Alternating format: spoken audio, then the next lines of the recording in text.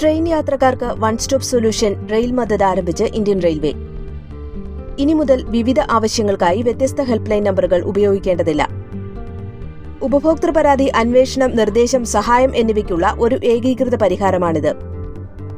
എല്ലാത്തരം അന്വേഷണങ്ങൾക്കും പരാതികൾ നൽകാനും ഇനി 139 എന്ന നമ്പർ ഉപയോഗിക്കാം. Web, app, SMS, social media, help line number എന്നിവയെല്ലാം റെയിൽ മദദിന് കീഴിലാകും. ഹെൽപ്പ് ലൈൻ സൗകര്യം 12 ഭാഷകളിലും 24 മണിക്കൂറും ലഭ്യമാണെന്നും റെയിൽവേ മന്ത്രാലയം. രാജ്യസഭയിൽ ചോദ്യോത്തരവേളയിൽ റെയിൽവേ മന്ത്രി അശ്വിനി വൈഷ്ണവാണ് ഇക്കാര്യം അറിയിച്ചത്. 139 എന്ന ഹെൽപ്പ് ലൈൻ വഴി ലഭിച്ച പരാതികളിൽ 99.93% പരാതികളും പരിഹരിച്ചതായി അശ്വിനി വൈഷ്ണവ്. രാജ്യത്തൊട്ടാകെ 1040 കിസാൻ റെയിൽ സർവീസുകൾ 72 റൂട്ടുകളിലായി പ്രവർത്തിക്കുന്നുണ്ടെന്നും മന്ത്രി പറഞ്ഞു.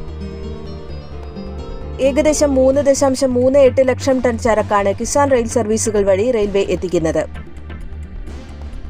പച്ചക്കറികൾ, പഴങ്ങൾ ഉൾപ്പെടെയുള്ളവയുടെ ട്രാൻസ്പോർട്ടേഷന് കൂടുതൽ കിസാൻ റെയിൽ സർവീസ് പരിഗണിക്കുന്നു.